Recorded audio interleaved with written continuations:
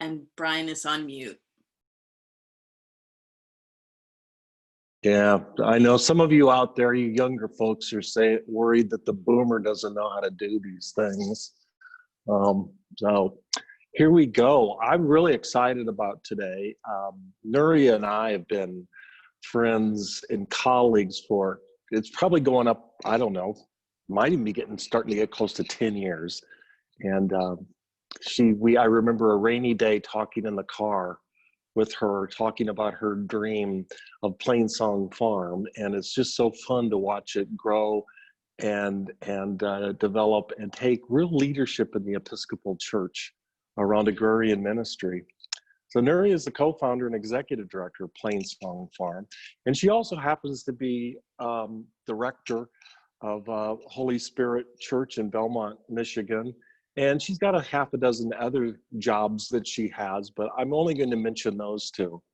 But Plainsong Farm, along with the Diocese of Eastern and Western Michigan, who share a bishop, Wayne Hoagland. So Wayne and Nurya have got the Good News Garden kick-started in Michigan, and that is fantastic. After the webinar, we'll be posting you just some of the resources that we have, but in particular, we will post links for Nurya's book that was put out by Church Publishing, Resurrection Matters, Church Renewal for Creation's Sake. That was just published a couple years ago. Y'all better make sure you get that. And buy it from Church Publishing and not Amazon, okay? Nurya gets more in terms of royalties that way. And then Hilary Greer, I've only known for a short while, but she's a staff officer for evangelism in the office of the presiding bishop, and is a farmer in Conway, Arkansas. Another person that knows how to multitask. Prior to joining the PB staff, she was minister for formation and connection at St. Peter's Church in Conway, Arkansas. She's also an author, and I'll post the names and links to her books. At Home in This Life, Finding Peace at the Crossroads of Unraveled Dreams and Beautiful Surprises. And A Homemade Year, The Blessings of Cooking, Crafting, and Coming Together. She also blogs at jerusalemgreer.com.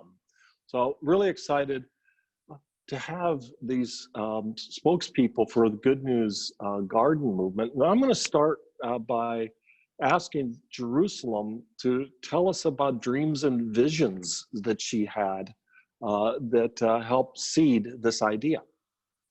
Thanks, Brian. Jerusalem. Thank you. Hi, everybody, and thanks to the whole Sims crew for having us on. This is really exciting.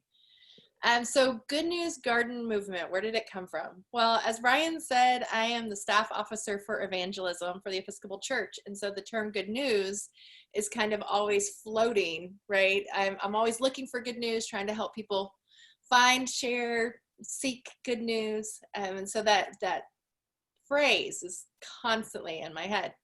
And then I also, as he mentioned, have a little hobby farm in Arkansas. We live on about 8 acres. So you might hear the roosters occasionally while I'm talking. I'm not sure, they're not terribly close, but you never know if they're going to come join my conference calls or not. And so we have our own little farm here. We have we have pygmy goats and lots of chickens and several acres that we plant on and that we grow.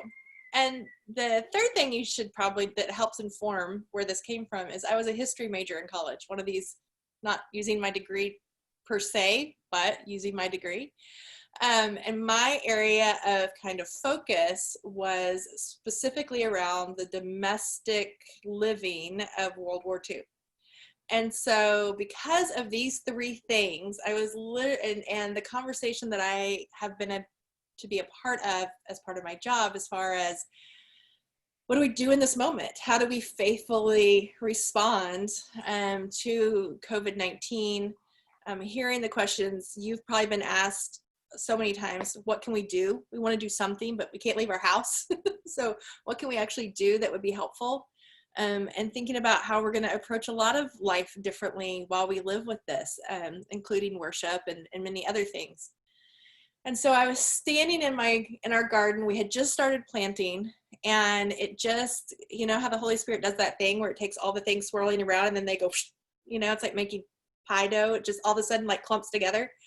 And that's what happened. The phrase Good News Gardens, the question of what can we do to respond, the Victory Garden model kind of came together. And I thought, what if we could do that faithfully? Like, what if we could all come together and grow a little more, to share in lots of different ways, whether it's just a flower box that shares hope or actual food on tables? What if we could pray, be intentional about that, you know, and it's good news, right? This has got to be good news for people. And so I started by just kind of emailing people I knew who were involved in faith and agriculture, because since that's where I live, like physically, I'm interested in those sorts of things. And emailed Nurya and Brian and said, is anybody doing this? Is is this a crazy idea? You know? And then at the same time had to be on a call, was on a call with my colleague, Melanie Mullins, and Phoebe Chatfield in the creation care department, and was just talking to them because they had been on several calls about food insecurity issues and just the increase in numbers that food pantries are seeing and soup kitchens are seeing, and the needs there, and then camps and conference centers with the slant. Anyway, so there was all these things that kind of just converged in one moment. And talking to Melanie, she said, this is also a creation care. This is evangelism. This is creation care. This is justice. We should do something with this. And I said, well, should we do it? Should we do Good News Gardens? She said, yeah, let's do it. So it's officially a partnership between the evangelism department and the creation care and justice work that Melanie and her team does. And so I sent some back out to Nurya and Brian and a few other folks and said, I think we're going to do this. And that's when Nurya said, I took your name. And I said, that's okay. It's okay that you're doing it in Michigan, because she kind of shared what she was thinking about doing in Michigan. And I was excited because that's still good news. And good news does not belong to one project or one church or one denomination. I mean, good news is good news. So I was really excited to have her also doing a version of this Good News Garden movement in Michigan. But it literally came together in the garden. That's where it came from, and now we're off and running, and we're getting ready to launch.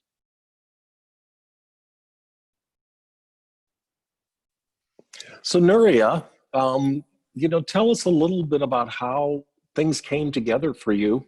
Having a dream and a vision about the same time that Jerusalem was having one, and how you got going with Plainsong and with your two dioceses up there that Bishop Hoagland oversees?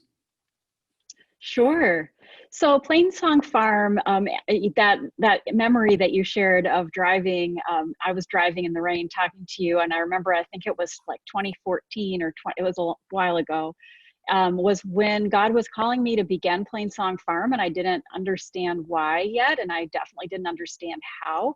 And now that we are 5 years under our belt and have kind of our feet on the ground, we've come to the recognition that God is using this ministry to reconnect people, places, and God. And so we do that in 3 ways. We have our regenerative agriculture practices, which is our community-supported agriculture farm. And from the beginning, that has always included food donation as part of that ministry. So we grow good food, and part of what we do with it is we give it to people that wouldn't be able to afford it. We also have farm-based experiences. So we were really ramping up, in 2020 was going to be our big immersive farm-based education year. That was the strategic plan.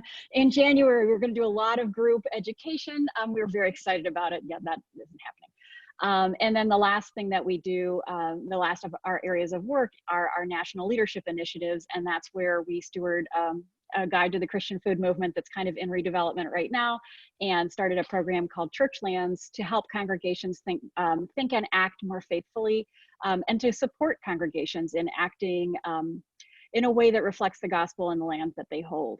So because we do all of this, the bishops, the canon, the Diocese of Western Michigan's canon for evangelism and networking is our bishop's representative on our board.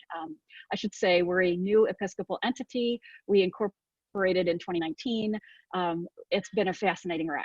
So the bishop's representative on our board was naturally on the bishop's staff, and she said she was noticing that our bishop was talking about that he really wanted churches to grow food this year as the pandemic was becoming more evident. I think this was like mid-March, late March. And she said, well, you know, there's an organization in the diocese that could help with that. And so she got Canon Katie Forsyth got me on the phone with Bishop Wayne Hoagland. I think it was a Zoom, in fact. And he said, I would really like to see our churches grow food. And I said, I think we can help with that. And about a week later, at that point, it was called Resilience Gardens. And then I got this email from Jerusalem, and she's like, I think we should do something in the church, and we should call it Good News Gardens. And I don't, it's just exactly what she said. Am I the only one thinking this way? And I was like, no, you are not the only one thinking this way. We are working on this. And can I steal your name, because your name is better? So since that day, we've kind of gone all the way out with it, to the degree that actually today, as I'm here on the webinar, our canon for evangelism and networking is driving around the state of Michigan, dropping off seedling packs to congregations. So we've created a program that has congregations, mostly Episcopal. We have a few, like 3 ecumenical congregations in Greater Grand Rapids. And then we also, with funding from the United Way, have a program that's serving 24 households that are economically impacted by coronavirus. And all of those, the churches and the households are getting garden packs of seedlings that Plainsong Farm grew. And then they're also going to have a once-a-week garden education class with Mike Edwardson, my co-founder, and our farm manager. And they're also going to have a once-a-week discipleship video that's the best I can do for it right now, and PDF with questions for conversation that they can reflect on while they're gardening. My hope is that over the course of the summer, we will be able not only to help these congregations grow food, but also to help them see their food growing in a bigger picture. So the 2 bigger pictures that I'm hoping that they see their work in are the bigger picture of Holy Scripture, because that's what I would start with, because Scripture begins in the book of Genesis. We see humanity created in the context of a garden. And when we get to the fullness of time in Revelation, we see an urban garden and a tree with the leaves for the healing of the nations. And our relationship ecologically as well as spiritually can only really come together, I think, through intentional relationships in creation. And we eat every day. That's a part of how we relate to the rest of creation. And so being intentional about how, where does our food come from, and how is that helping us to see our relationship to God, is one of the bigger pictures. And then the other bigger picture are these larger food system, food supply chain, food justice issues. Why do we have the kind of food system that we have? Why were farmers dumping food on purpose because they didn't have a supply chain? Why were people lining up, blocks deep for food? Why do we have this food system, and how can we have a positive impact on it? So those are over the course of the summer, those are the 2 questions that we're hoping to reflect on with participants, as well as helping them grow food. That's wonderful. Can you talk a bit more about how you're planning to do that? I saw on the Plainsong website, it looked like there's 17 or 18 different parishes across Michigan that are participating in this. So how are you planning on doing the educational work and the discussion? Is it Zoom? Are you dividing it up by parish? Are you doing it collectively? Who can join? All of those wonderful questions that those of us who'd like to do something similar somewhere else might have. I would say we're incredibly fortunate in the state of Michigan because we have the Michigan Good Food Charter. So that was my default of, I want to make sure at least that all of the congregations in this program are familiar with the Michigan Good Food Charter. And the Michigan Good Food Charter was created through a statewide grassroots initiative in, I believe it was 2009. And then actually our diocese, the Diocese of Western Michigan, formally signed on as a charter sponsor. But I would say, as somebody that was part of that effort, we could have done more with follow through. And so then I also helped create the Good Food Charter in Michigan has an every other year summit. But those summits, they didn't usually include faith-based communities or the possible impact of faith-based communities for good food systems. So I think it was 4 summits ago, I wore my clerical collar to go to the summit. I was like, somebody's going to talk to me about it being a person of faith. Didn't happen. So then the next time I was like, I better make a session where we talk about faith-based work and the Good Food Charter. So then I worked with a few other folks and we created a session. And then just our last charter summit, which was 2018, we had another how do faith-based communities work together to advance the goals of the Michigan Good Food Charter. And I would, if I can remember those off the top of my head, the idea is that food should be healthy. It should help your body to heal. It should be fair. Nobody along the food chain should be exploited as part of its growing and distribution. It should be green, so it's ecologically sustainable for the planet. And I did not look this up. There's good, healthy. I'm going to have to get back with you, or you can go to Michigan Good Food Charter. There's one more characteristic that I'm not remembering at this time.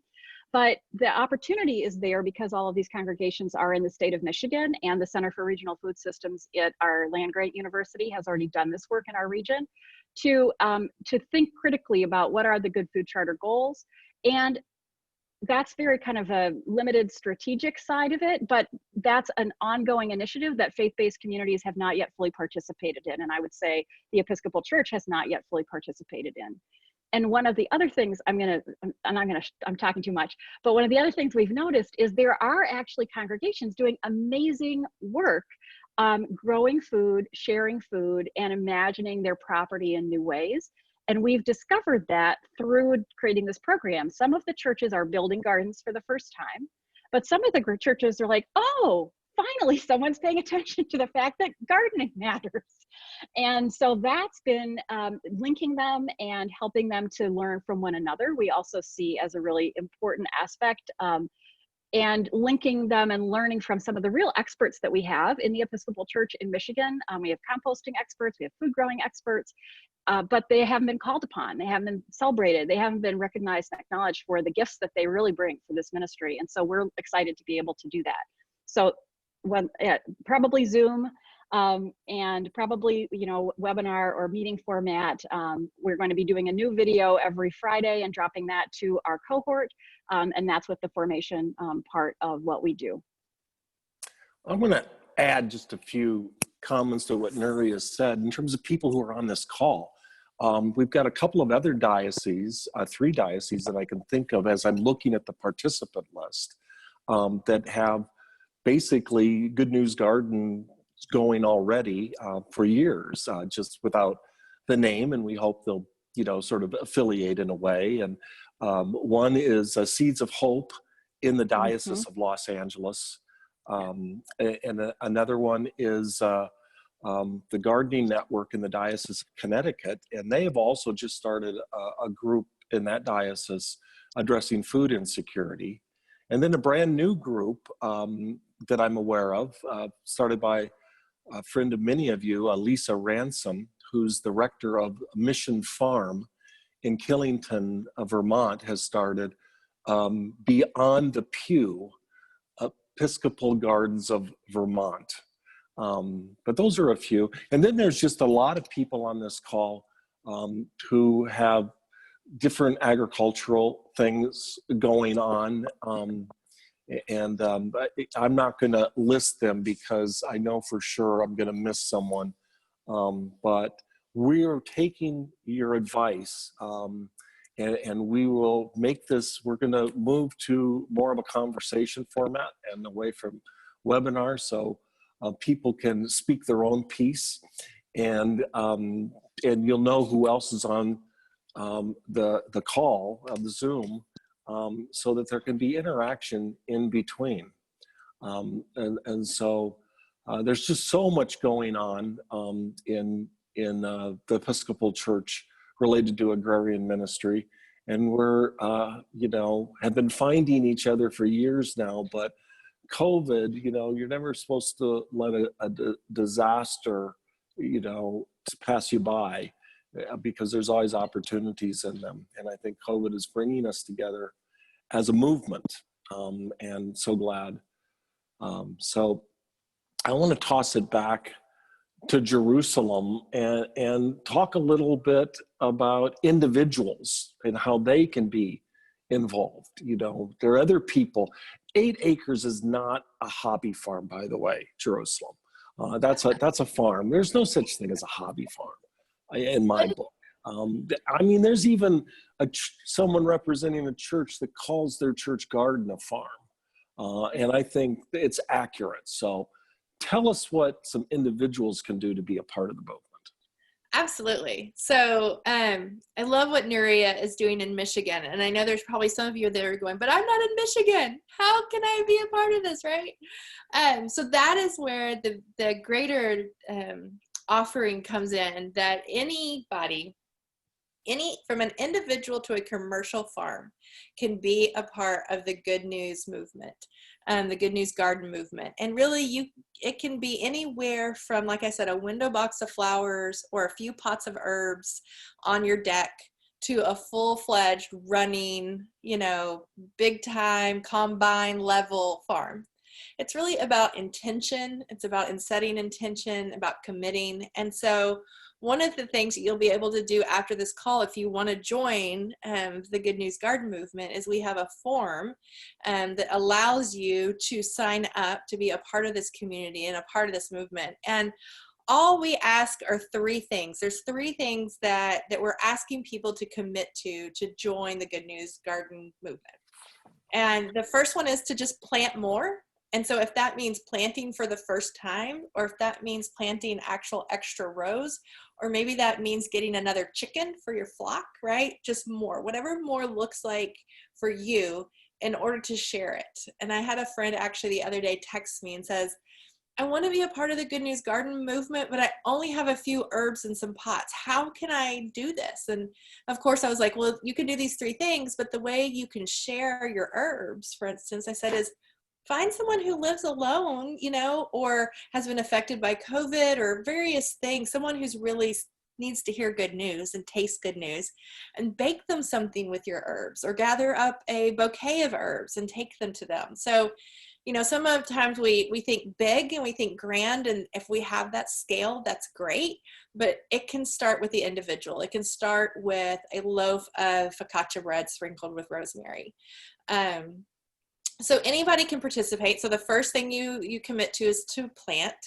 The second thing you commit to is to pray. We believe that prayer is part of this movement, as part of the faithful garden movement. And so we're just asking people to commit to pray daily for our church and the world to form more loving, liberating, life-giving relationships through all of creation, and better use of our land and better care for the people who work the land and our food systems and those sorts of things. And then the third thing is just to proclaim. We do think that evangelism is part of this movement, that this is good news. And so we're just asking people to share the good news of whatever they're doing, whether it's inviting other people to be a part of the Good News Garden movement, sharing pictures on social media of what you're growing, talking about where food is being delivered to, just to share the story. Maybe even to share what you're learning through this experience, and to proclaim the good news publicly. So anybody can do that, right? Like anybody can do that. Any church can do that. Any community can do that. Any individual can do that. And to really see our gardens with this faithful intention. And then there are benefits of officially joining the movement. We'll be sending out monthly newsletters that will have these practical resources, and will connect you with people like Nurya was talking about, like this idea of like, who's the great what's the composting wisdom, or what is herb growing wisdom. So there'll be like practical tips that come in those newsletters, and they'll come from Creation Care at the Episcopal Church. And there'll also be some reflections in there, because we think formation is a huge part of this. And so there'll be some reflections around faith in the garden. They'll be kind of formed around the way of love practices. So what does it look like to turn in an agricultural setting, or worship in an agricultural setting? What can we learn in those ways? And they'll just be tips. And then, of course, being a part of this greater community, learning from each other, connecting from each other, not feeling so siloed and alone, and really hopefully spread a lot of good news and begin to address some of the big issues, from food injustice to land use and creation care, and also people's hearts and souls, and just the loneliness a lot of people feel, and the fear that people feel in this moment. We're really hoping that this movement will be a salve to a lot of that. And how do we sign up to join the movement? Where do we go, or what do we do? Yeah, so you can go to, I'm going to put the link in the chat, and then this is something we can share when you share the other links. Our webpage is supposed to hopefully be ready tomorrow, but because we don't have that ready, I don't want to freak out our web guys and have you guys all go to a place that isn't ready yet.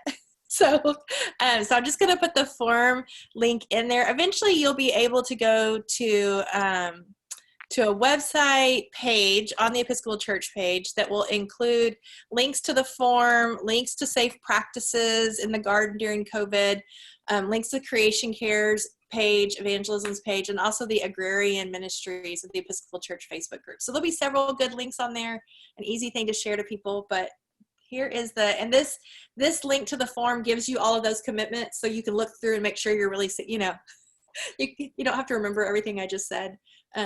You can look through there. Okay. And then are we able to just click on that and submit the form if we want to sign up? Yep, that link is live, and you'll get an email right away that thanks you for participating, and I think a few links in that initial email as well. And then that means you're a part of that newsletter list where we'll be sending out just monthly. We're not going to spam you. It'll just be a monthly email list and an invitation to the Facebook group and those sorts of things. Wonderful. Thank you. Yeah. And I want to say it's ecumenical too. I just want to add that real quick. Somebody asked me, well, we're not Episcopalian. Can we do it? Yes, there's nothing that you don't have to commit to be an Episcopalian to be a part of the movement. We're just hosting it. We're just the host of the movement, but all are welcome.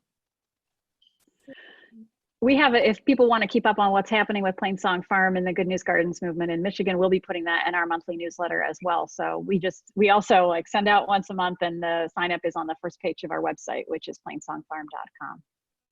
Even though we're a nonprofit.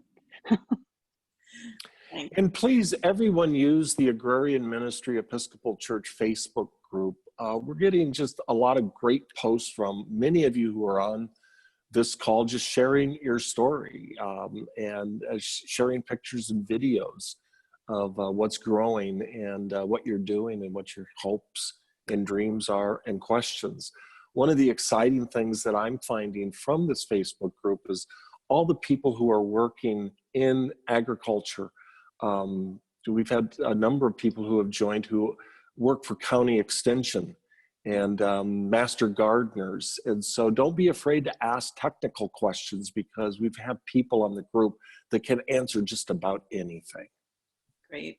And we're a little past 3:30, so we are going to move towards question and answer period.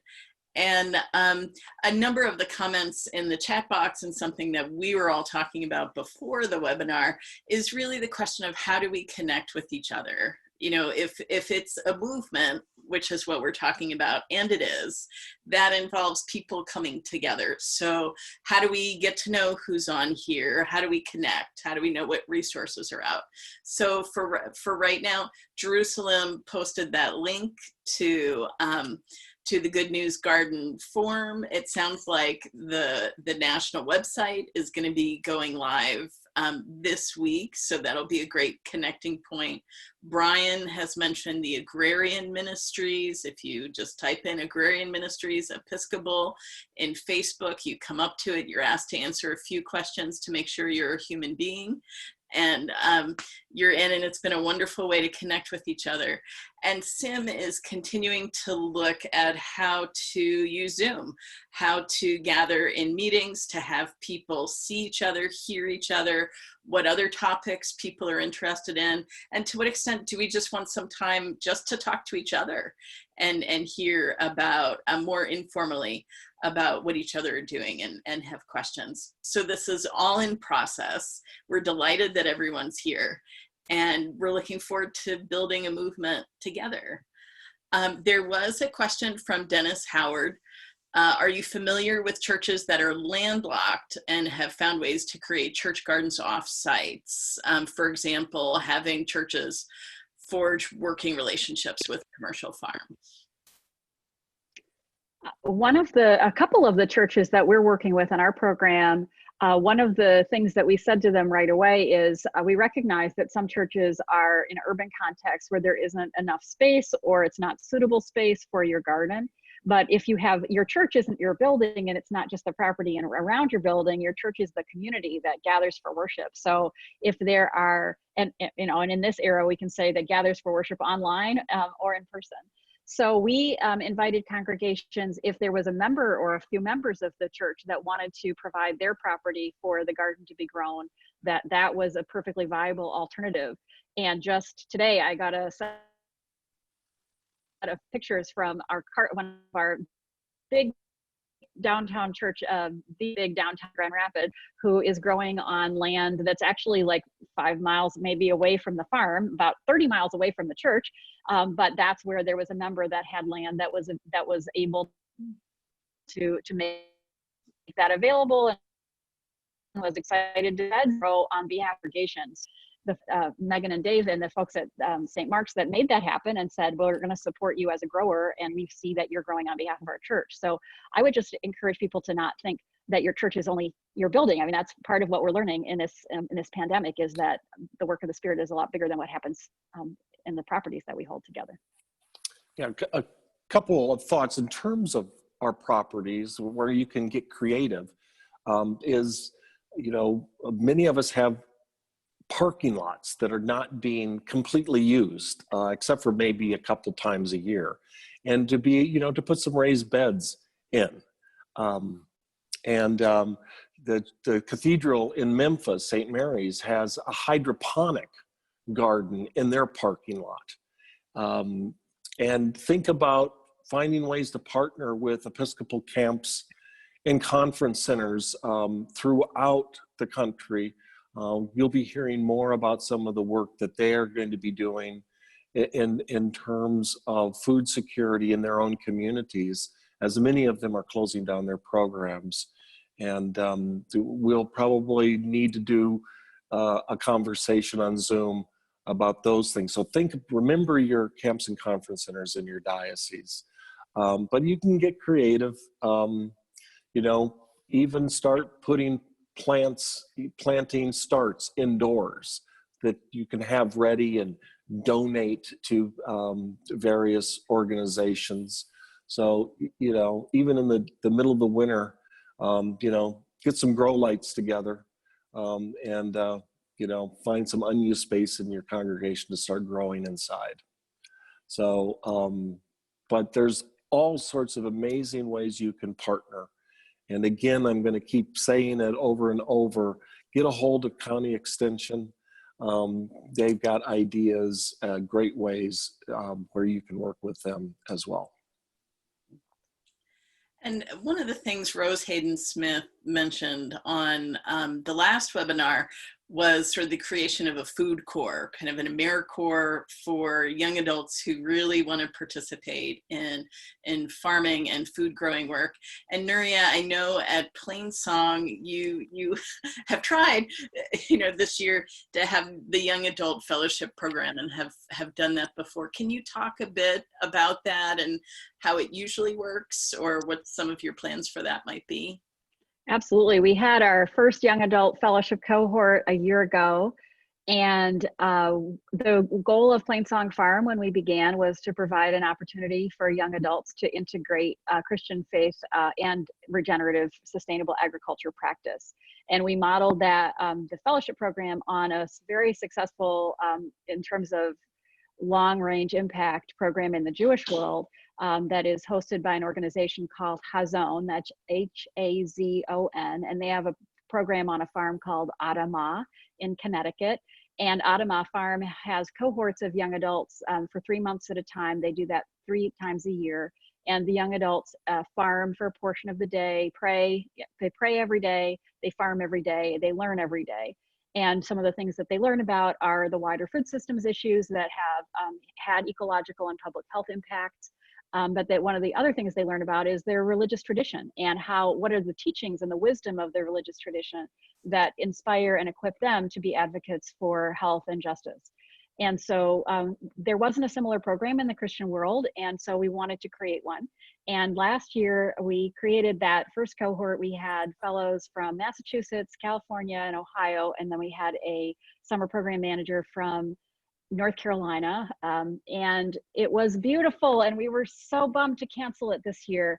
The young adults farmed, and what we discovered, we really kind of went out on a limb doing this because we didn't know whether young adults were going to want to come. And as we may be familiar with the demographics of the Episcopal Church, young adults are sadly not always finding us as relevant as they could be. And so we didn't know what that was going to look like. It turned out that we had a cohort that was entirely most under, or like 27 and to under, and they were all Episcopal. However, then we offered it again. We offered the application again this year, and this year, by the time we canceled it, we had 3 non-Episcopal young adults, 2 of whom were in seminary and feeling a call to create a new ministry at the intersection of ecology, agriculture, and Christian discipleship, and seeing us as a place that they could be equipped as new ministry developers and also be equipped in agriculture and also be equipped as disciples. So we were very sad to cancel that, and we are definitely hoping. We didn't see a way to have young adults from 3 different communities across the country come together in an 11-week context, and it just didn't make sense. But as we look forward into the future, we are working actively to provide more of those opportunities for young adults, and also to get our curriculum, which also integrates questions of racial justice and how do you ethically hold land, into a format that other places could also provide this program. Our goal at Plainsong Farm is to be a demonstration, and then hopefully equip others to adapt for their context what the things are that we've discovered have worked. We're kind of a living laboratory for the church in that way. And I would say the young adult program, I'm very grateful that we at least had 1 cohort before we got to coronavirus, because I would be devastated if this was going to be our first year. And we have some interrelated questions from Emily and Kevin. One, how can we better partner this amazing work with the ways that we're currently doing food bank work or feeding ministries, given that some of the food banks are currently distributing some pretty unhealthy food? And then can you discuss distribution of produce that's grown?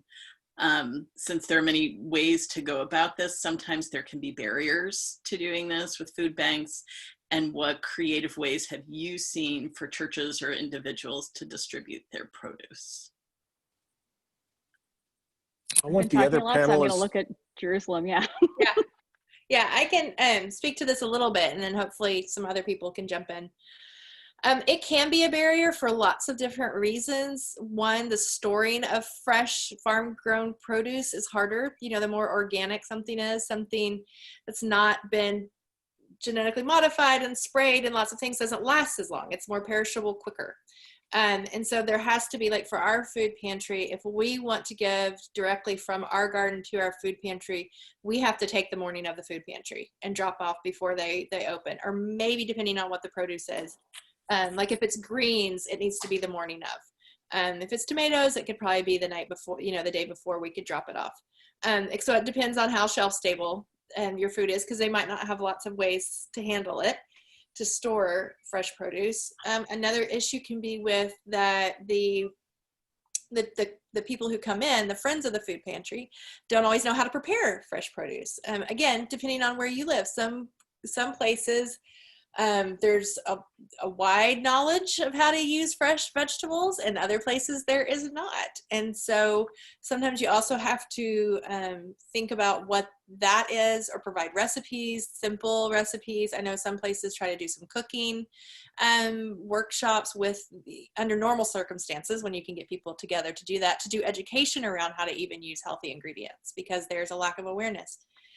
What we tend to do more so is to find individuals, just because of the amount that we grow locally in our garden, who are in need. Older people who live alone, especially, who can't get out as much, and building relationships with people. I mean, that's really what it kind of ends up becoming. And even with your food pantries or your soup kitchens, it's going to be a matter of calling around and finding the pantry or the service that is excited about your fresh produce and wants to work with you. And that will be a relationship as well. It might even be that the one at your church doesn't know what to do with it, but 2 churches down does. And so there is a little footwork involved in finding the best fit for that. And then just helping educate food pantries on how to distribute, and people on how to use and prepare. So that's been my experience. I'm sure Brian and Nurya. Yeah, one of the things that I'm going to do when we get off this call is start a conversation on the Agrarian Ministry group page, because there's a lot of experts on this call who have dealt with this issue, and I'm hoping that they will all share their ideas. I mean, in the Diocese of Olympia, Holy Cross Church in Redmond, in the shadow of Microsoft, they actually operate the food bank farm, and have a relationship with some of the large food banks in the area, and they grow what the food bank wants, not what they want to grow for the food bank. And so I think we've got the experts are on this call and in the wider church, and I'm really hoping we can share more of that information. And as we move to a more open format, we'll be able to draw their voices out in the future. We also have a question about how you're all working with social distancing in community gardens or on the farm. Nurya, how are you doing that? Yeah, I'm going to go back just one here to the question about working with food ministries that might not be as placing a priority on distributing fresh produce, because I thought that was a really important point. And if you haven't seen Andrew Fisher's book, Big Hunger, I would recommend that, or maybe some of the articles that he offers online. And he really lays out an analysis of how the major food banks in our country have by necessity needed to work hand in glove with major industrial producers and major distributors, who then they donate a significant, whatever they wouldn't be able to sell is donated into the food bank. And that doesn't necessarily mean that it's the healthiest food for the people that are going to receive it. It more means that it's the most economically wise food for these folks to be donating. And so being mindful about those realities, and then being able to practice advocacy on behalf of the people who will be eating the food that is distributed.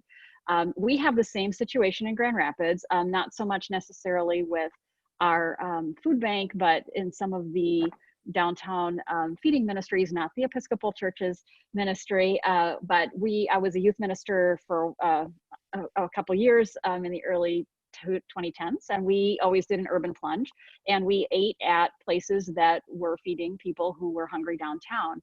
And I was always glad on Sunday morning when I got to the Episcopal Church and it was the healthiest food I had eaten for the whole 24-hour period.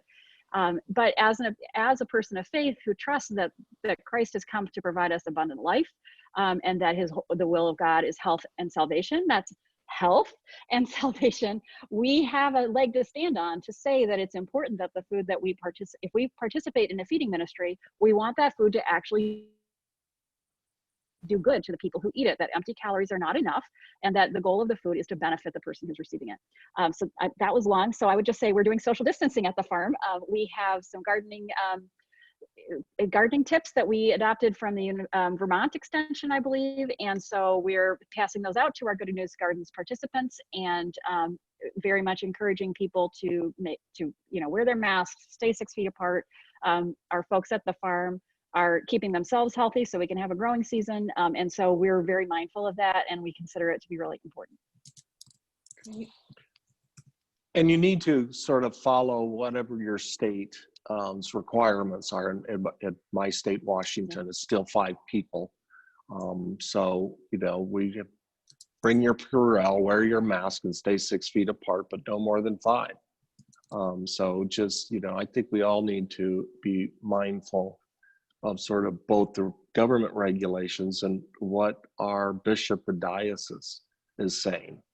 I think it's also a good opportunity to enter into dialogue with the bishop about, these sort of guidelines, because we're discovering very rapidly throughout the church that the church is more than a building. And I think that gardens, farms, our outdoor spaces are going to take on increasing importance.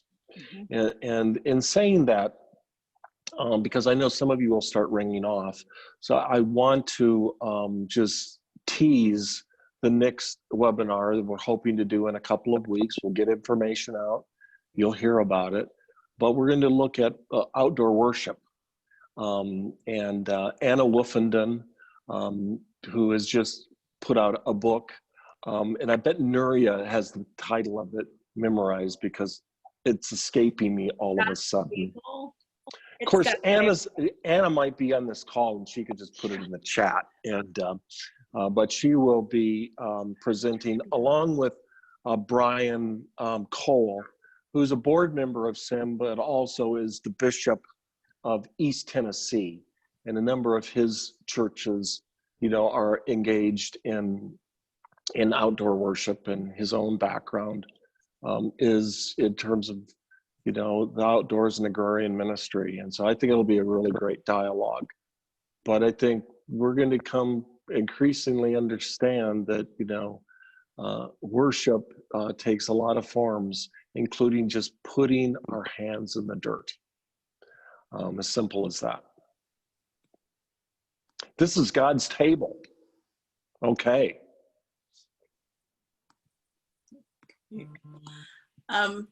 And I wanted to ask, if not seeing other questions that haven't been answered. Oh, Mike, is there a question we haven't seen? You're muted. Oh, okay. So I'm unmuting. Sorry, I just had to dig the question out. Is it too late to plan a garden for this year? Because it'll take a while for raised beds to be built, but you can always plan ahead, I guess. So right. So I typed a response to that for anyone who wasn't able to see it. It may have been a private response. It's not too late. There's plenty of time. There are lots of things that you can still grow. What that is really depends on the region of the country that you live in. So we'd suggest just sort of Googling and looking around. Certainly, no matter where you are, tomatoes, herbs, beans are all fast growing, or things that you can grow. Oh, Nurya, go to your county extension website. Yeah, do that. Go to your county extension. Yeah. I'm so north. And have hoop houses and put up a greenhouse and grow garlic and cabbage and potatoes through the whole year. Well, and I find Jerusalem very encouraging by saying that, you can have a good news garden even if it's in your windowsill. Okay.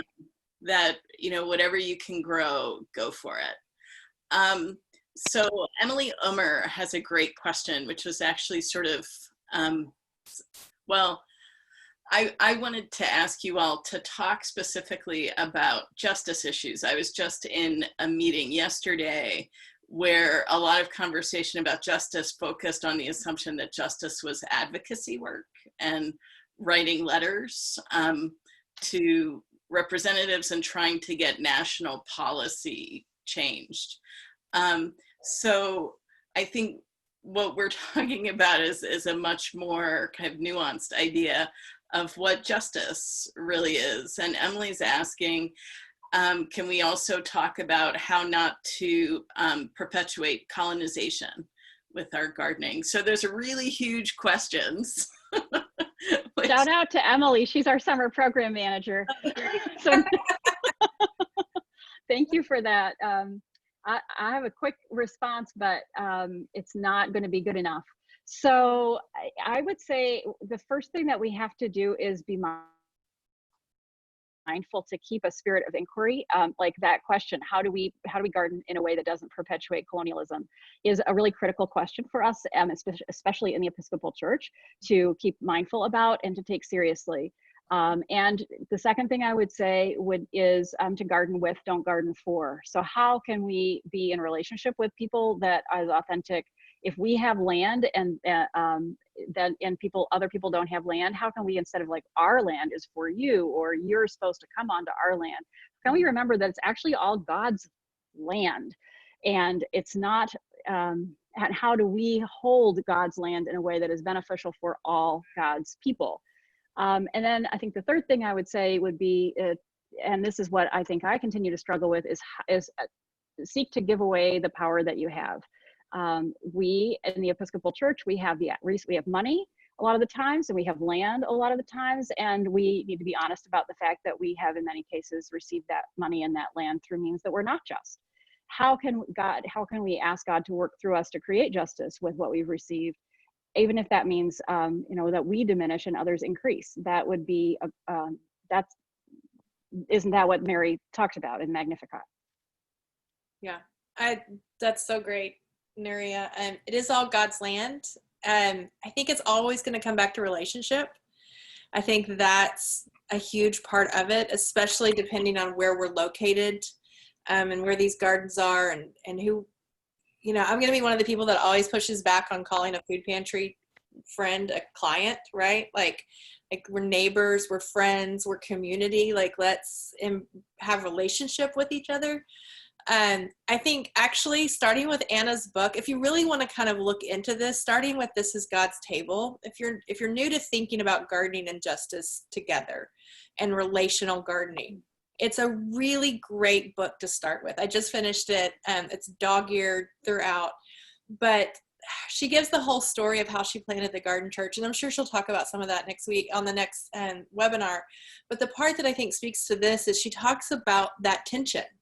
The tension of creating a garden within a community, with the community, for the community, and what that looks like, and even just some of the logistics of what that looks like. So yeah, I think having that this isn't ours, this is God's, that open-handedness about it, looking at it relationally, and this reminds me of what Nurya, I think what you said about, or maybe it was Brian that talked about, check with your food pantries to see what they want grown. Don't assume. There's a lovely story. There was a church. This has become like lore now. There was a church once that really wanted to do good work in their community, and they decided that they would start a reading program for their local school. And they were going to buy books for the children and go in and read. The issue is that they didn't talk to anyone in that school before they bought books and got volunteers on board. And when they showed up at the school to offer their service, they found out that this particular school had one of the highest literacy rates around, right? So that's not actually what the school needed. So if you're looking to really serve a justice moment, if you really are, movement, if you're really trying to speak in a larger way to that, talk to the community, talk to the food pantries or the feeding ministries or the actual people in your neighborhood or the people sleeping on the ground in your neighborhood, and find out what they're hungry for, find out what would be helpful, and then work with them to answer that question instead of presuming. I think presumption is where we get into the colonization business. Can I add one more thing too, which is, and I agree with what Jerusalem said, but I'm wishing I had said earlier, learning your history. So learn the history of the place. Who were the first people of the place? Where are they living now? Are the first people of the place among the community? Yes. And what are the issues that they're raising? I'm not a Native American, so I'm using they. What is the subsequent history of your place? I mean, Grand Rapids, we're incredibly blessed and challenged by Willie James Jennings, who's a person who was raised in Grand Rapids and who has done phenomenal work around the intersection of race, justice, and geography. And so I'm constantly kind of trying to interrogate myself through the questions that he raises, and trying to interrogate Grand Rapids as well, so that we can become a more justice-making community than we were when he was raised here. Mm-hmm. Thank you. And I also think it's important to learn, of sort of the food culture of the first people on the land that, we have taken, that we are now stewards of.